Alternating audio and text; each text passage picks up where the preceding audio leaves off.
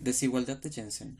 En este video vamos a hablar un poco acerca de la desigualdad de Jensen. Sin embargo, se tiene que tener clara la definición de funciones convexas.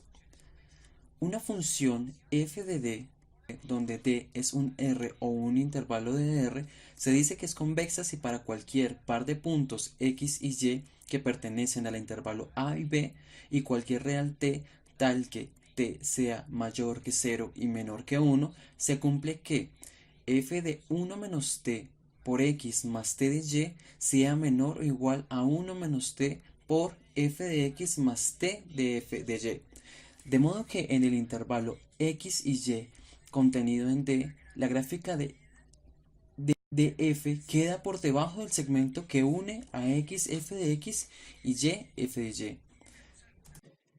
En este ejemplo podemos ver una función convexa en el intervalo x y y. La unión de los puntos que hay entre x y y siempre va a estar por encima de la gráfica para poder hacer alusión a una función convexa. Cabe aclarar que cuando estamos hablando de una recta, la función convexa va a ser la misma. Bueno, ahora vamos a hablar de la desigualdad de Jensen. La definición de la desigualdad de Jensen dice que si f es convexa en D y x1 hasta xn pertenecen a los reales positivos y adicional a eso la sumatoria de R1 hasta Rn es igual a 1, entonces f de la sumatoria de i igual a 1 hasta n por R sub i x sub i es estrictamente menor que la sumatoria de i igual a 1 hasta n de R sub i f de x sub i. Para las funciones cóncavas se invierte el sentido de la desigualdad. La igualdad se da si R sub i es igual a 1 para todos los valores de i. Ya para esta parte vamos a hablar acerca de la demostración de la desigualdad de Jensen. La demostración se prueba por inducción en n. Para n igual a 2 es la misma definición de convexidad. Si n es mayor que 2, suponiendo cierta para n-1, tenemos que f de la sumatoria desde i igual a 1 hasta n de R sub i x sub i es igual a f de la sumatoria de i igual a 1 hasta n-1 de R sub i x sub i más R sub n x sub n. Esto lo hicimos aislando el enésimo término.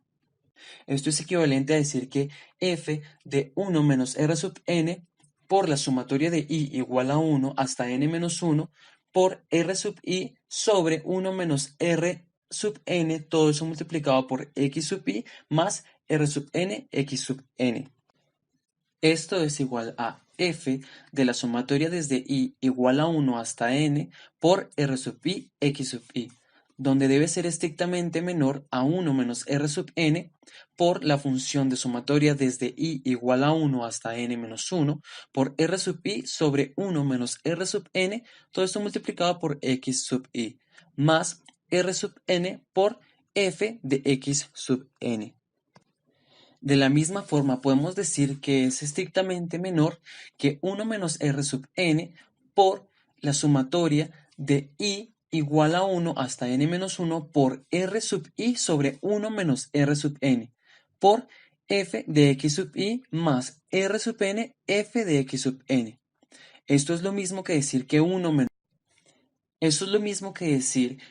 1 menos r sub n multiplicando la sumatoria desde i igual a 1 hasta n-1 de r sub i sobre 1 menos r sub n por f de x sub i más r sub n f de x sub n.